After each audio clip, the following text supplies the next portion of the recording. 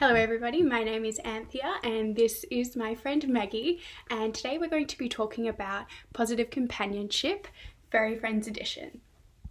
As we begin to ease restrictions, it's a perfect time to think about our relationships and what we value as we begin to see our family and our friends in person again. We all love our furry friends because they are cute and they provide us with lots of unconditional love. But today we are here to chat about what else these relationships mean and represent. Reflecting on your relationships with your pets, how can we use this to improve our connection post-physical distancing? Most importantly, what can we learn about ourselves and others throughout these relationships? It's a time to think about improving our communication and connection with people. So please welcome Jess, who's going to be answering the question, how do our pets make us feel? So I have two dogs. This is Bella, and I have a little Billy over here. They bring me so much joy. They bring so much happiness and excitement into my life. They always have so much energy and they make me feel connected to the world, especially during isolation. I can take them for walks or I can practice tricks with them. They give me something to do and something to look forward to in my day. They just give me so much unconditional love and they get so excited every single time they see me. Whether I've been gone out for 5 minutes or I've gone for 5 days, they are always so happy and excited to see me when I come home. They just make my life so much better and they bring me closer to my family and they just bring us all so much happiness. Please welcome Emily, who will be answering the question, what are the good habits that our furry friends instill in us? Hi, I'm Emily and this is Chicken. He's a 3-month-old Yorkshire Terrier and the light of my life. I'd say among the many benefits of having a pet, one of the really good ones for me is that he teaches me a lot of good habits. So for example, for me sometimes it's hard to get out of bed and stay motivated and go outside.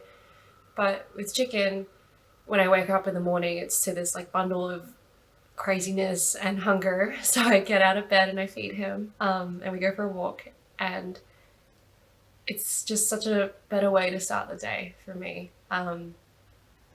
I also feel like he has this sixth sense for when I'm starting to ruminate or get lost in my thoughts, and he just comes along and attacks me with lots of nonsense, and it's pretty much the best reminder that there's a lot of things to be happy about, especially this one. Please welcome Han, who will be answering the question, what can we learn from this relationship about human-to-human interaction? Hey guys, my name is Han and this is Marvel, my 8-month-old kitty cat, and he's been my main pal during this lockdown period. When everyone's been off working, I did find myself studying away home alone for most of the time. So yeah, he was my buddy, and him technically still being a kitten, he doesn't like being left alone. He still plays a lot, sleeps a lot as well. So he would always either sleep next to me on the chair or play around my feet in the study while I'm studying. But I guess he went through periods where he got bored or maybe a bit annoyed that I'm not giving him any attention. And what he would do is jump up on my desk and basically either sit on my laptop, chew on my pen, meow in my face, basically do whatever it takes for me to drop everything and give him attention and love. Maybe go downstairs, check that he's got food, or opening the door for him to go outside a bit. And I guess during this period I realised a lot of my breaks that I've taken was because of him, basically forcing me to give him attention. And I really appreciated that actually, because, I can't help but to smile when he meows or, basically do anything. So yeah, I've really appreciated that of him, and that's been really good for my own sanity when I've been home alone. But I guess I wanted to share that with you because I think moving forward with the restrictions easing up and we having the opportunity to see our friends a bit more, I think it has become clear to me that I want to be the Marvel in my own friendships. I want to be the person that checks up on my friends, checks in, I guess, and make sure that they take the breaks that they deserve, that they're looking after themselves, that they are okay. and I might not I might not jump onto their desks or chew their pens or meow into their faces, but I might, give them a call or message them or drop by their house if they're comfortable for that to happen.